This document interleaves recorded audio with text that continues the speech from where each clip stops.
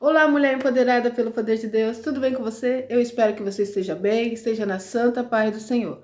E hoje estou eu mais uma vez nesse vídeo. Se você não me conhece, eu sou a Rose Gomes e vim trazer mais uma palavra da parte de Deus, onde eu tenho aprendido, estou colocando em prática e quero transmitir para você, dividir com você, mulher, porque eu quero, em nome do Senhor Jesus, que ainda esse ano, até o final desse ano, possamos estar contando aí nosso testemunho, possamos estar contando aí que estamos vivendo as promessas do Pai, porque esse é o desejo do nosso Deus para nós. E eu tenho falado muito com vocês acerca de deixarmos de ser religiosos e vivemos a palavra do nosso Deus. Está tudo aqui para nós vivermos, mas nós precisamos colocar em prática, tá bom? E eu sei o que eu estou falando, porque eu passei durante minha vida toda sendo religiosa, cumprindo rituais que não transformaram a minha vida. Então eu vejo que eu perdi muito tempo da minha vida, porque eu não sabia buscar o Senhor, eu não sabia servi-lo como devemos servir, porque quando nós colocamos em prática a palavra do Senhor, ela produz mudança, transformação. O que a palavra diz? Que a palavra é viva e eficaz, né? Ela é viva, é real. Isso aqui não é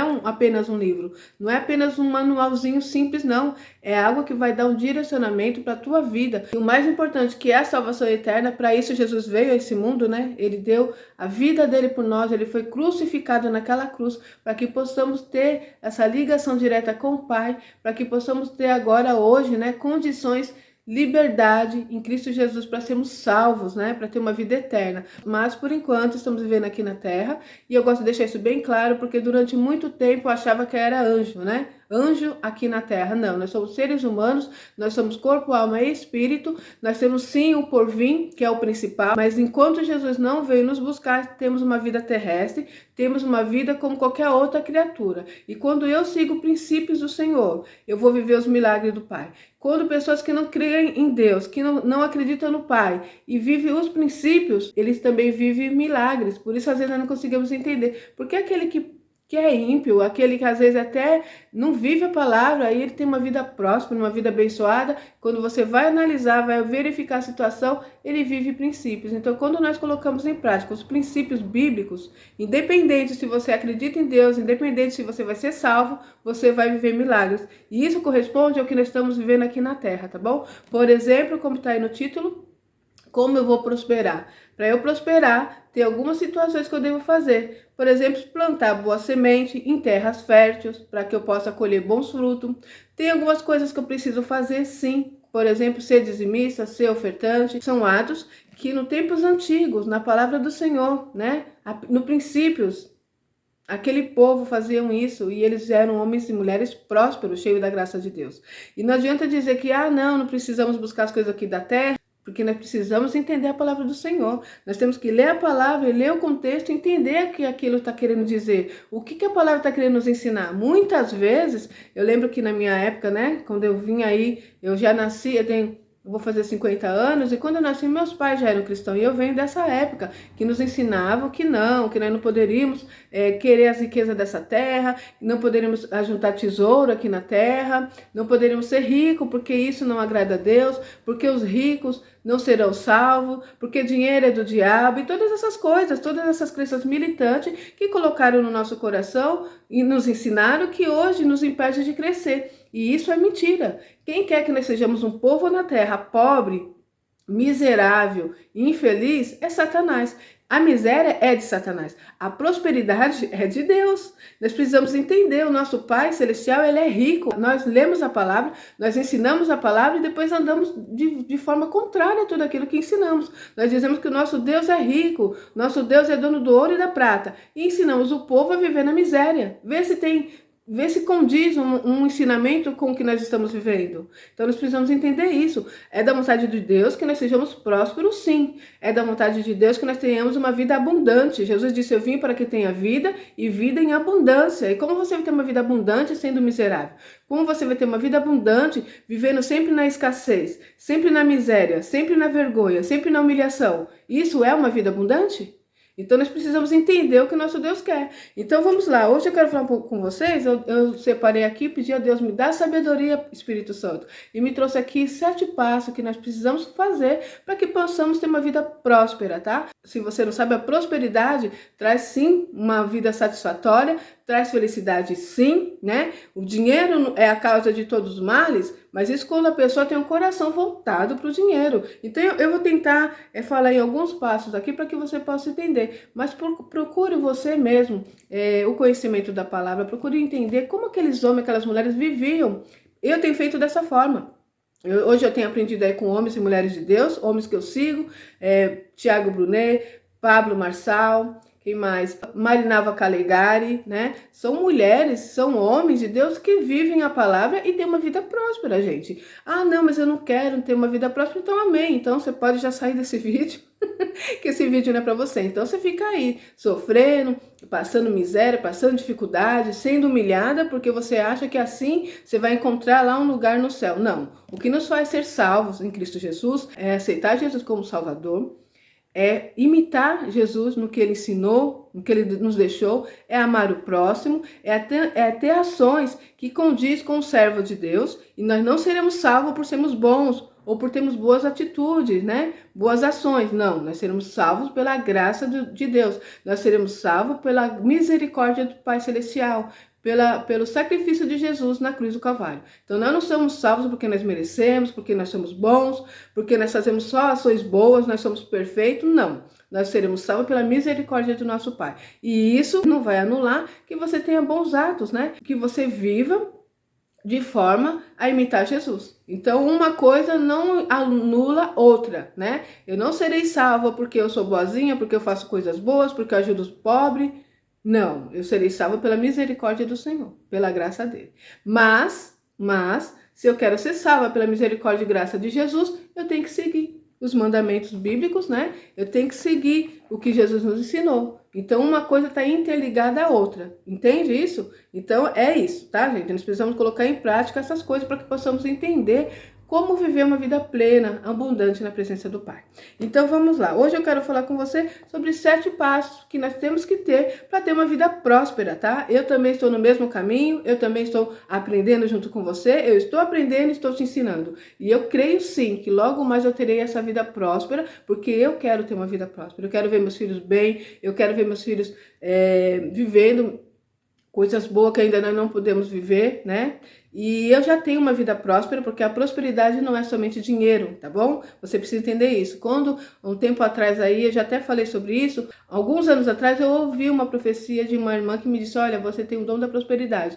E passando o tempo, mas meu Deus, foi tanta dificuldade na minha vida financeira, é a área que eu tenho sido muito provada. E um dia eu questionei ao Senhor, falei, Deus, como assim? Que prosperidade é essa?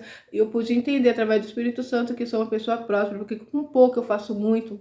Porque nas minhas condições financeiras, eu teria que estar hoje num lugar muito terrível, né? Abandonado, jogado em algum lugar aí, com os filhos dispersos, com uma situação terrível. Foi isso que Satanás arquitetou para minha vida. Mas pela graça do Senhor, pela misericórdia, pela prosperidade que há na minha vida, o Senhor cuidou de mim, cuidou dos meus. E hoje eu tenho uma vida abençoada, sim. Sou rica? Não, não sou rica. Mas eu tenho a graça de Deus. Sou rica pela misericórdia, rica de graça, rica da abundância do Senhor, do poder e a graça de Deus na minha vida. Então isso é maravilhoso, sim. Mas não podemos ser hipócritas, porque nós temos que ter uma vida abundante e próspera. E como eu posso adquirir isso? Vamos lá. Primeiro passo, já abrange tudo aí que eu estou falando, ser fiel a Deus. Precisamos cumprir a palavra, precisamos caminhar conforme a vontade de Deus. Então vamos lá, vamos começar pela ordem certa para que possamos entender. Primeiro passo, ser fiel a Deus, tá? E uma coisa vai intercalando a outra, entende isso? Então como eu sou fiel a Deus? Eu vou à casa do Pai, né? Aprendo a palavra, aprendo com aqueles homens e mulheres de Deus. Chego na minha casa, eu medito na palavra. Chego na minha casa, eu coloco em prática o que eu aprendi, né? E você não passa a ser apenas uma religiosa, apenas aquela coisa de vou lá, compro um ritual e volto. E quando chego em casa, nem lembro do que foi ensinado e começo a fazer tudo errado. Então você não vai conseguir viver os princípios, né? Você não vai conseguir viver as promessas do Pai. Então precisamos ser fiel a Deus, cumprir os mandamentos que ele nos ensinou através do Senhor Jesus Cristo e tudo que está aqui na palavra. Então nós vamos colocar em prática e vamos começar a ver mudanças em nossas vidas. O segundo passo é ser dizimista. Eu estou falando hoje sobre vida próspera, tá bom? Sobre prosperar, sobre dinheiro, sobre ter condições financeiras. Porque se você não sabe, o dinheiro é a causa de todos os males, sim. Tanto para o lado ruim como para o lado bom. Então, por incrível que pareça, muitos casais se separam por causa de dinheiro. Começa aquelas brigas, aquela confusão e daqui a pouco se separam. Outras vezes o pai ou a mamãe fica triste porque o filho pede algo, o filho deseja algo e você não pode dar. Então, sim, é muito bom ter uma vida próspera, uma vida abençoada, ter condições de dar o melhor para sua família, né? O pai e a mãe sempre vai pensar nos filhos, né? Eu quero dar o melhor para meus filhos. E com isso precisa de dinheiro para ter uma boa saúde, para ter uma boa alimentação, não é verdade? Para poder fazer exercícios físicos, pagar uma academia, para poder fazer uma viagem. Nós somos seres humano e às vezes não, tem que estar na igreja. Eu lembro que na minha época era assim, nós tínhamos que estar na igreja o tempo todo e muitos deixavam família, mulheres ficavam envolvidas na obra de Deus, homens ficavam envolvidos na obra de Deus e deixavam a casa, deixavam o lar e aí vinha uma destruição, né? Então aquelas pessoas, eu lembro que na minha época, imagina, eu nunca pude sair com meu pai para um sítio, para uma praia, além de nos ensinar que era pecado, né? Então não tenho na minha memória esse momento aí feliz com meu pai, com minha mãe, com meus irmãos, num sítio, numa praia, num parque. Vocês acreditam nisso? Eu não tenho essa memória, porque na minha época era pecado. O pai e a mãe tinham que estar envolvidos dentro da igreja, dentro da obra do Senhor, em primeiro lugar, e a família ficava largada. E isso é errado. Então nós temos que ter sabedoria naquilo que nós fazemos, naquilo que nós ensinamos. E não é dessa forma. Primeiro, nosso Deus, primeiro o seu reino, essa justiça e as demais coisas vos serão acrescentadas. Então, primeiro buscar Deus acima de qualquer coisa. Depois é a sua família. A sua família vem em segundo lugar. E depois você vai para a igreja, vai fazer a obra, vai fazer a vontade de Deus. Entende isso? Então nós temos que ter sabedoria e temos que ter entendimento no que nós fazemos, para que nós, pensando que estamos fazendo bem, nos venha nos causar aí grandes prejuízos, e prejuízos irreversíveis, como destruição de uma família. Tem alguns barulhinhos aí, eu tô tentando gravar, mas vamos lá que eu preciso deixar essa mensagem para você. Então, como eu disse, ser dizimista. O terceiro passo está na mesma situação. E deixa eu fazer um parênteses acerca do dízimo. O dízimo deve ser entregado na igreja que você congrega, tá bom? O dízimo é para manutenção da igreja. O dízimo é assim, você recebeu um valor, né? Você está trabalhando, Deus abriu uma porta, Deus te deu saúde, Deus abriu a porta, Deus preparou esse valor nas suas mãos, então você vai devolver 10%. Então, quando nós damos o dízimo, nós ficamos, às vezes a pessoa, eu vou dar 100, vou ganhar 200, vou dar 1.000, vou ganhar 2.000, não é isso. O dízimo é apenas uma devolução, é um agradecimento por aquilo que Deus tem feito na sua vida, 10%. Então Deus te deu R$1.000, preparou aí um valor de R$1.000, 100 é para a obra do Senhor, você vai entregar na onde você congrega. Lá quando você vai na igreja, você bebe água, vai no banheiro, né? Senta ali, tem o ar-condicionado às vezes, tem um ambiente agradável, tem homens e mulheres preparados, trazendo uma palavra, pessoas que estão ali no único propósito de servir a Deus e adorar o Pai. E ali, fora isso, é um lugar aberto, é um lugar ali para receber pessoas, né? Almas que serão salvas, que serão libertas. É algo muito importante a casa do Pai. Então ali é para manutenção da casa dele. Então você vai dar os seus 10%, vai devolver aquilo que Deus já te deu. Você não está entregando para apenas, não, eu quero receber em dobro, porque às vezes o coração está nisso, né? Eu vou dar meu dízimo e depois a gente até cobramos. Já aconteceu isso comigo? Quem nunca fez isso? Poxa vida, Deus, eu sou dizimista e tem acontecido, meu carro quebrou, sou dizimista e agora estou desempregado e não tem nada a ver uma coisa com a outra. Tudo que está aqui na terra, nós vamos passar, como qualquer outra criatura. Mas a diferença é que quando eu sou dizimista, o nosso Deus vê o que nós estamos fazendo, o nosso Deus vê o intuito do nosso coração de amá-lo, de agradá-lo, né? De seguir os seus preceitos. Então, claro que Deus vai ter prazer em nos abençoar. Agora, o que vai trazer mesmo uma multiplicação, vai trazer aí para você um grande retorno no que diz respeito à vida financeira, são ofertas. Quando nós temos nosso coração aberto para ofertar. Ofertar na casa de Deus, ofertar na vida do irmão, de uma irmã que está precisando. A oferta vai ser usada para essas situações, né? De ajudar assim na obra do Senhor. Às vezes está lá um culto, olha, estão precisando comprar um microfone, sei lá, um violão, ajudar uma família, e você tem um valor ali, você fala, vou ofertar. E quando você dá a oferta, como a palavra diz, né? Você dá a oferta e a outra mão não vê o que você está dando. Ou seja, não é algo para você expor para ninguém. Só Deus vai saber o que você está fazendo. Está no seu coração. Isso são sementes que você está plantando. E óbvio que você vai colher bons frutos, tá bom? Então seria o terceiro passo, né? Ofertar. O quarto passo, um passo está alencado a outro, tá? O quarto passo, ser abundante, ser generoso, ser abençoador, ter prazer em fazer isso. E quando você fizer, faça com abundância, tá? Por quê? Porque nós somos imagem e semelhança de Deus. Eu estava meditando nisso. Imagem é algo parecido, né? Então nós somos criados à imagem de Deus, somos parecidos com Ele. Semelhança. Somos parecidos com as atitudes que ele tem. Essa é uma semelhança, igual, semelhante, entende? Então, às vezes falamos, esse meu filho aqui é semelhante ao pai, é semelhante à mãe. As atitudes dele, a maneira de falar, a maneira de agir é igual. Então, o nosso Deus é abundante em tudo que ele faz. Observamos, eu estava analisando essa situação esses dias, né? Tudo que Deus faz é abundante. A natureza, com suas infinitas criaturas, né? Os animais, às vezes vemos esse pássaro que é do país tal, esse inseto, esse peixe, vocês já viram? Animais que você fala, meu Deus, existe isso, uns animais tão estranhos às vezes.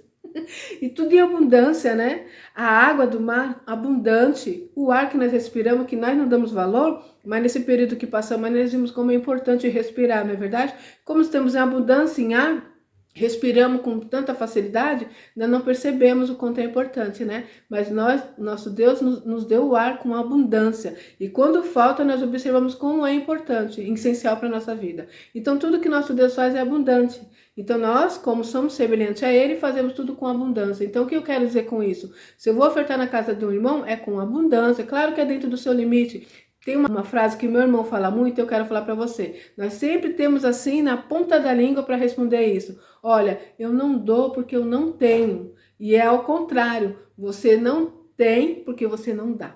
Entende? É ao contrário. Então, muitas vezes nos limitamos. Você tem 2 sacos de arroz? Então, você pode sim doar o outro, crendo que Deus vai prover e não vai deixar faltar. Você tem uma pessoa que está vendo ali passando uma necessidade, o pouquinho que você tem, você divide. Você tá vendo uma pessoa passando frio, só tenho 2 blusas, então você pode dar outra blusa pro teu irmão. E aí, eu tô falando ainda nesse momento, ainda que você tá na escassez. Mas quando eu vim para ti a abundância, a prosperidade, você vai poder dar muito. Então, a palavra do Senhor diz assim também, ser fiel no pouco e no muito eu te colocarei. Se nós somos fiel no pouquinho, no muito ele vai nos colocar. Então, observa que uma coisa está interligada à outra. Então, se eu quero ser próspera, se eu quero ter uma vida abundante, eu tenho que seguir esses passos que eu estou dizendo aí para você.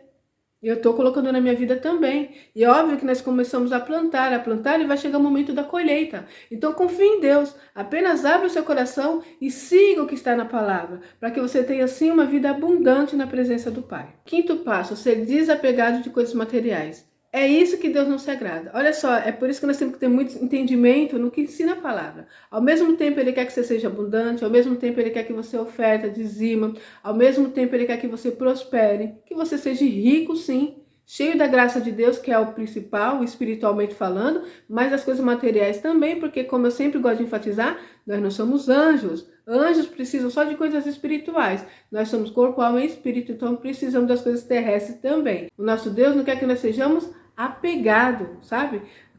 Por isso que ele reprimiu aquele rapaz rico, quando Jesus fala para ele assim, para ele largar tudo, né? Dar aos pobres e segui-lo, porque ele sabia que aquele rapaz tinha o coração voltado para a riqueza, e isso não agrada a Deus. Vamos ler em Mateus 6, 19 e 21, olha só o que diz. Tesouro nos céus, tá? Não acumuleis para vós outro tesouro sobre a terra, onde a traça e ferrugem corrói e onde ladrões escavam e roubam. Mas ajuntai para vós outros tesouros no céu, onde traça nem ferrugem corrói, onde ladrões não escavam nem roubam. Porque onde está o teu tesouro, aí também estará o teu coração. Então é isso que Deus abomina. Deus não gosta que nós tenhamos o nosso coração voltado para as riquezas da terra. Sabe aquela pessoa que tudo para ele é o dinheiro que está no banco e ele vai guardando e aquele carro dele para ele é melhor do que a família dele, melhor do que as coisas de Deus, e ele compra uma casa com piscina e ele está prosperando, agora ele já não tem mais tempo de ir à casa do pai, ele já não tem tempo mais de orar porque ele está envolvido em ganhar mais dinheiro. E quanto mais tem dinheiro, mais quer, a empresa vai crescendo e ele vai querendo crescer cada vez mais, e ele tem uma empresa, ele tem 2, ele tem 3, a vida dele está voltada a juntar aqui na terra. Então é disso que Deus está falando nessa mensagem. Então ele começa a juntar, né? Nós temos vários casos, você já deve ter visto por aí, pessoas às vezes que ela nem usufrui daquilo que tem. Ela apenas trabalha, levanta de manhã e vai até a noite e trabalha, e vai juntando, e vai guardando, e não compra um sapato, e não faz uma viagem, não usufrui com a família, e um dia ele morre.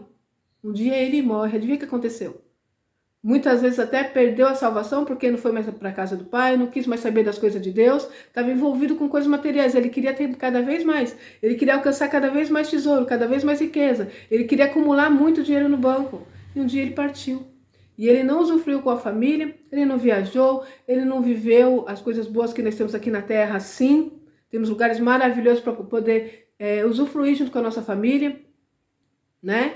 Primeiro lugar as coisas de Deus, mas ter esse momento de usufruir, esse dinheiro que poderia ser usado para ajudar aí algumas entidades, alguns orfanatos, pessoas que estavam nas drogas, pessoas passando necessidade, e ele juntou, morreu e ficou. Ficou para os deles ficarem lá brigando por aquilo. Então apenas ajuntou tesouro na terra. E agora? A partir desse momento que ele morre. Porque a palavra diz o quê? Após a morte segue o juízo. E agora? Após a morte? Perdeu a salvação, ajuntou tesouro na terra, e aí isso foi em vão. Então é isso que Deus nos agrada. Por isso nós temos que ler a palavra e entender o que nosso Deus está nos ensinando. O que Ele está nos falando. Quando eu sou desapegada dessas coisas materiais, eu vou trabalhar assim, eu vou ajuntar assim, vou guardar um dinheirinho ali para uma necessidade, para uma situação, mas eu sou desapegada. No momento que eu percebo que alguém está necessitando, eu abro minha mão para abençoar. Eu cuido do órfão, eu cuido das viúvas, eu cuido da obra de Deus, e o Senhor acha graça em te abençoar. Ele fala, com essa daí eu posso contar. Com essa daí eu posso entregar na mão dele, na mão dela, porque vai ser revertido para a minha obra. Além de você usufruir também, porque não é pecado. Amém? Eu espero que você esteja entendendo o que o Espírito Santo de Deus está te falando. E agora vamos no sexto passo, que é plantar boa semente, tudo interligado à outra. Onde você vai plantar a sua semente? Plantar aí num orfanato, numa igreja, ajudar na obra do Senhor. Tem tantas igrejas que estão começando com tanta dificuldade para pagar seu aluguel, para pagar sua água, para manter aquele lugar onde vidas serão salvas, onde ali está sendo plantada a semente, né, da salvação, da vida eterna, ensinando aquele povo, e às vezes está num lugar onde está chovendo, dentro da casa, tem muitas situações assim, lugares onde pessoas estão passando necessidade, passando por privações. Então você vai plantar a sua semente nessas boas terras, tá? Quando Deus trazer para a tua mão, é para isso. Deus vai achar graça em te abençoar, porque Ele sabe que pode contar com você. Então Ele vai te prosperar, mediante a todos esses passos que eu tenho te dito. Vamos para o sétimo e último passo. Após você cumprir o primeiro passo, o segundo, terceiro, quarto, quinto e sexto passo, você estará no sétimo. Já estará aí abençoada, já estará próspera, já estará cheia da graça de Deus em todas as áreas. Então você não pode ser agora avarento. O que é ser avarento? Vamos lá. Eu pesquisei no Google, tá aqui, ó. Avarento, obcecado por adquirir, acumular dinheiro, não é generoso. Então, ele só, é o que eu disse no quinto passo, né? Ele só quer acumular, acumular, acumular. Isso é uma pessoa avarenta. Então, nesse sétimo passo, você não pode ser avarento, mas tem que ter um equilíbrio. Porque nesse momento que você está próspero, começa a surgir aqueles que querem apenas sugar o que você tem. Então, você tem que ter sabedoria nisso também. Você vai abençoar aquele que necessita, mas não vai sair distribuindo, não, como se fosse Papai Noel. Não, é com sabedoria, porque senão aquilo que Deus te deu, você vai jogar e não vai ter sabedoria. Então, tem que pedir ao Senhor sabedoria para administrar bem aquilo que Deus colocou nas tuas mãos, buscar conhecimento, né, estudar, saber onde investir, porque você precisa também investir o seu dinheiro para que aquele dinheiro venha prosperar, venha se multiplicar, para que você continue tendo para abençoar a sua casa, para usufruir de coisas boas e para abençoar o próximo. Então observa que é um círculo, né? Então nós temos que colocar tudo isso em prática. O homem e a mulher de Deus tem que ter sabedoria em tudo que faz. E eu quero deixar para vocês aí um exemplo, José. Gênesis 41, a partir do versículo 34 ao 36. Olha só que o homem sábio, né? Ele, quando conta ali para Faraó, ele revela aquele sonho, que Faraó teve um sonho, você já deve conhecer essa mensagem. Faraó teve um sonho, 7 vacas gordas e 7 vacas magras. E ali José interpretou aquele sonho e disse que era 7 anos de prosperidade e 7 anos de escassez. E olha só o que ele diz, ele revela aquele sonho e fala o que Faraó deveria fazer acerca daquela situação, para que fosse amenizado aquela dificuldade que eles ali passariam, tá? Então vamos lá, eu vou ler para vocês Gênesis 41, versículo 34 a 36, que diz assim: faça isso, Faraó, e põe administradores sobre a terra, e tome a quinta parte dos frutos da terra do Egito nos 7 anos de fartura. Ajunte os administradores toda a colheita dos bons anos que virão. Recolha o cereal debaixo do poder de Faraó para mantimento nas cidades e o guardem. Assim o mantimento será para abastecer a terra nos 7 anos da fome que haverá no Egito, para que a terra não pereça de fome. Então observa que ele deu uma direção e assim Faraó fez. Colocou José para administrar aquela situação. E aí José se torna o governador do Egito. Então vamos lá para frente. Quando José cumpre essa situação nos 7 anos, plantando, guardando, né? Ele plantava, ele colhia e ele guardava no celeiro. Quando chegou essa situação da escassez, da miséria, José estava lá transbordante. Olha só a situação. José, além de suprir a necessidade do povo, ele supriu a necessidade das outras cidades vizinhas. Aquelas pessoas iam até lá em José e José tinha para vender. Então, olha só a sabedoria de José. Ele plantou, ele colheu, ele guardou em celeiro, né? E no momento da dificuldade, ele teve para suprir a necessidade do povo dele e para suprir a necessidade do povo vizinhos, que iam até ali naquele local e compravam o mantimento das mãos dele. E isso fez com que ele prosperasse ainda mais. Então, observa como temos que ter sabedoria. Então, quando Deus começar a transformar a sua vida, transbordar o seu celeiro, peça a Ele sabedoria para que você tenha para suprir a necessidade dos seus e para abençoar aqueles que estiverem ao seu redor. E quem sabe até prosperar ainda mais, vendendo, multiplicando aquilo que Deus colocou nas tuas mãos. E tudo isso com sabedoria. Amém? Eu espero que você tenha entendido essa mensagem, que o Espírito Santo de Deus fale melhor ao seu coração. Saiba, mulher e homem que sai do outro lado, que é prazer do nosso Pai te ver próspero, te ver abundante, te ver crescendo em todas as áreas. Isso é a vontade do Pai. Eu vou ficar por aqui até o próximo vídeo, se Deus quiser.